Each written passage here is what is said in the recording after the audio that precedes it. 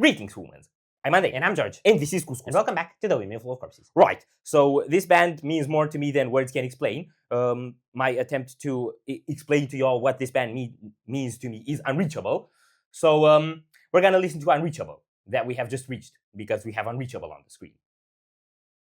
That's a paradox.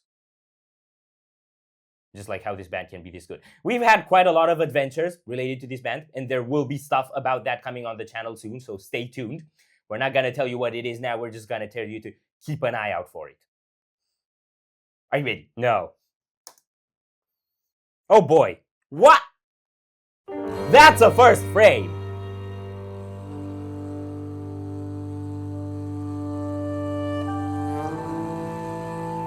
They said I can reach the stars if I only aim high enough, I'll be rising. They said I can reach the sun, plan my steps before I run towards the horizon.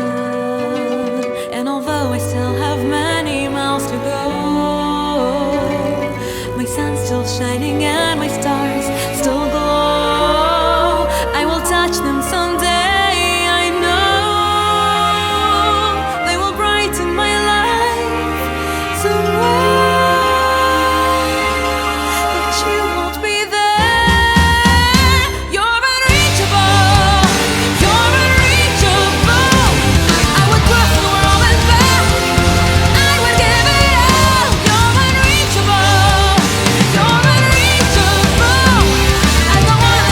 I can't, man.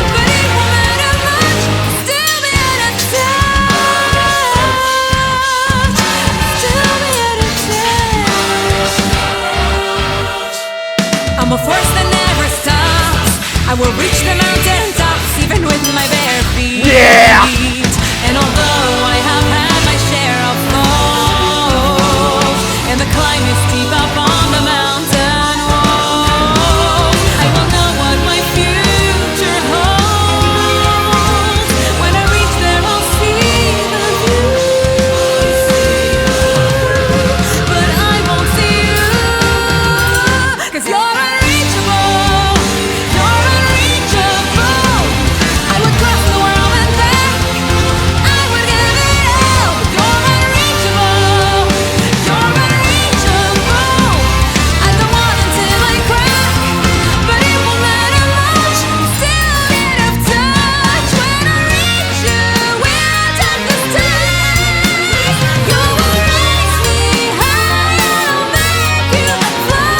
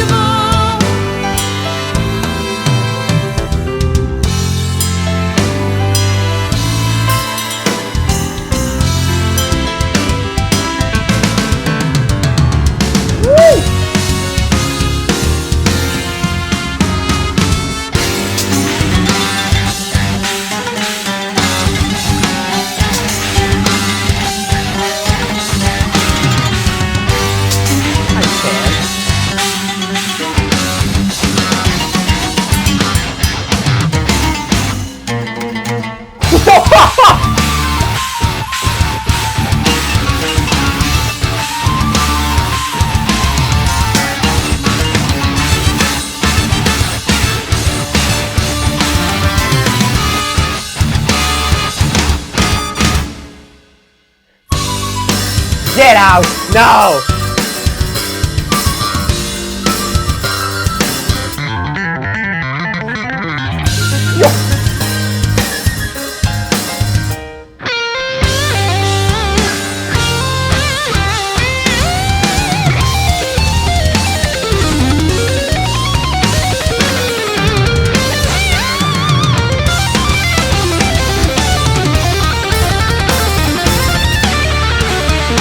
You're unreachable.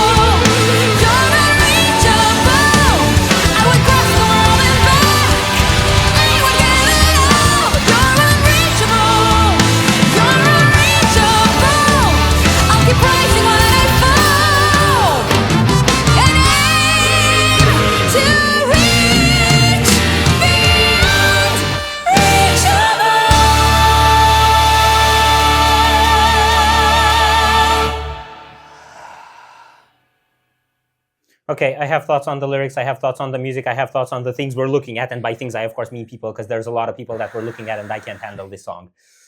Oh my god. Yeah, I'm actually gonna start by talking about PR strategies. Okay.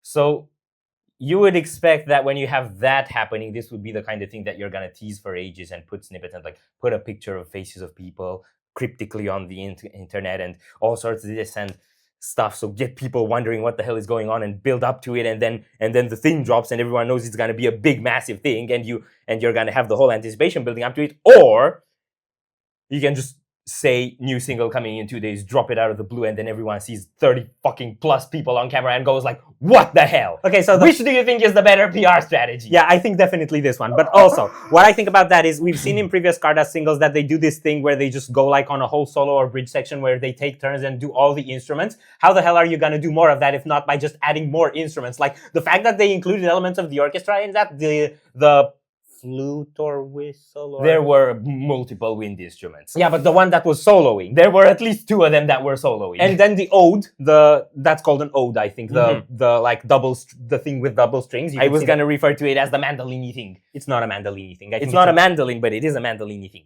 I know it's spelled ode. I'm not sure how you're supposed to pronounce it. I've heard that before in George Constantin Kratzas' album. He's an instrumental artist from Greece. Nice. So that's a really cool thing. So they've really leveled up on their like whole solo section parts. yeah. They were playing to an empty room, Yeah. which is a grim reminder of a few years ago for me. And I wonder if it's written about that. I don't think it's written about that because it says you're unreachable, and it says I will scale the highest mountains, and I'll do this and I'll do that, and I'll do whatever with my bare feet, which Noah's never gonna do because she's a diva. But like I will achieve the unachievable, Yeah. but you won't be there to share it with me. That's what the lyrics were saying. That's what I caught. Right? I mean, that actually is pretty coherent with your doing epic stuff in the pandemic and not having your audience next to you. Yes. So it might be about that, but it might also be about personal relationships, which is how I relate to it. Uh-huh. So you have a feeling that whenever you do great stuff, people in your life don't notice it? There are people that aren't going to be there to see it. Oh. But it's not a dab at me. No, it's not a dab at you. No, Okay. you're gonna be there. I'm not getting rid of you. I'm gonna be there to banter your way through it and make fun of every one of your achievements. Yeah.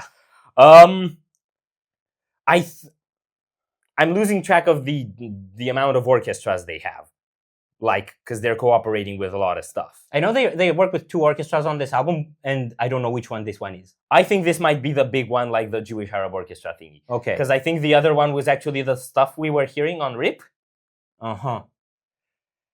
Too many orchestras to keep track of. And I think you had Aaron at the keyboard, but there was also someone on a grand piano, I think. Yes. And also, this is the first video with somebody conducting that's related to Scardust, and the person conducting isn't Noah. Yeah, because Noah is busy singing, and as much as you're a multitasker and a workaholic, you can't do both at the same time. I mean, I would like to see her try. Yeah, so Hellscore is the choir, and Noah typically conducts the choir, but the orchestra have their own conductor. It would be fun if you had like double conducting in the video, but she has to sing.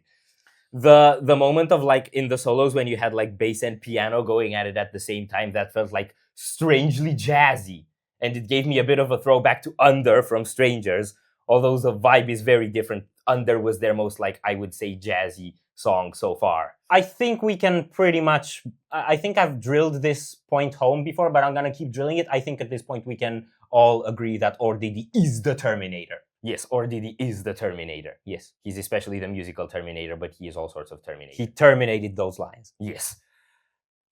And the guitar solo was really cool.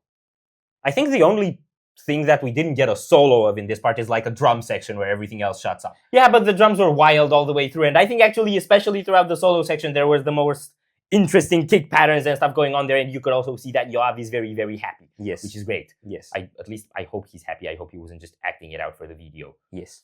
And I don't know where this was shot, but it looks churchy.